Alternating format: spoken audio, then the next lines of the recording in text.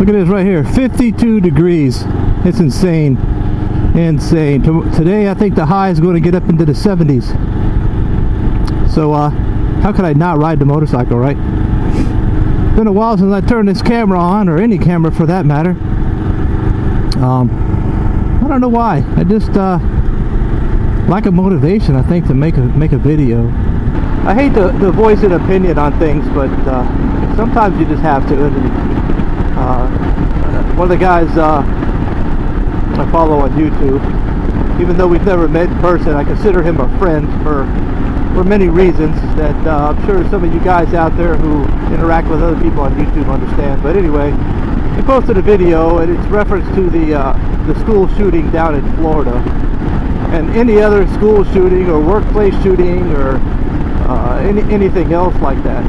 And unfortunately, these events are going to happen, and I don't think there is an easy fix for any of it. They're just not. You can't frisk and make everybody who comes to work or comes to school or comes into a business or comes into an airport or a train station. You can't just frisk everybody and have them walk through metal detectors at every entrance to the building. It just can't be done. We don't want it done. I mean, can you imagine every time you went to the post office, there's some kind of enforcement officer there, whether it's a federal or local law enforcement, patting you down or waving a metal detector on you every time you go in and out of a building or a shopping center or a mall or Walmart or anywhere else. Number one, the price to pay for that kind of security would be astronomical. And you know, it's been said online before that the reason for a lot of this stuff is we're failing as a society. Right, wrong, or indifferent, when people started getting in trouble for disciplining their kids with a spanking or the like, things started going downhill. I mean, I got spankings when I was a kid. I didn't want one, so I didn't screw up. And I'm not just saying just me. There's a lot of people who grew up that way. Now, it's not specifically a generational thing. I know friends of mine who grew up my age whose parents were, you know, not disciplinarians like that. It's a way of life. But I think that the softer side, and I'd say softer lightheartedly, I'm not calling everybody who doesn't discipline their children soft, but you know, if there's no consequences for screwing up, and I'm not talking making a bad grade in school here, I'm talking doing something malicious, throwing a rock and hitting somebody, or breaking somebody's window, or you know, defacing their car, or painting or scratching, that kind of thing. And, you know, I'm not talking about being sneaky behind your parents' back. I'm talking about doing things that are malicious and illegal, breaking the law, or breaking rules that are in place for a reason. But there seems to be no consequences for that kind of stuff. I mean, look at the number of people who you read in the paper where there was a car accident. One of the drivers was drunk as a skunk, and he killed a car, or he killed some people in another car. However many people, pick a number, and it was his third or fourth DUI with a suspended license. Now how did he even get to 3 or 4 DUIs? You know what I mean? There's just nothing to stop people. There's nothing in place to deter people from breaking the law, because there's a society of people who don't want or don't feel that people need to be disciplined for things that they can't control. Or now everything that happens to somebody, if you break the law, or you do drugs and you have to go rob a store to buy more drugs, or you mug an old woman, or you rape somebody, or you rob a bank, or you steal, or it's an illness, it's a mental illness, so let's get them help. No, that is the wrong approach. So these people know that all they have to do is plead their case that they have a problem. Oh, you know what, I bugged that guy for, you know, $35 he had in his wallet because I am a drug addict. I can't help it, I'm sorry, I need the drugs. What do? Put him in jail for 30 days, send him to rehab, he comes back, repeat offender. And they just do this process over and over again. You know, it starts in early childhood. I understand why people want to give their kids a participation trophy. I mean, I do. I get it. I get it. But when I was young, if you didn't get a trophy for something, it's because somebody did it better than you.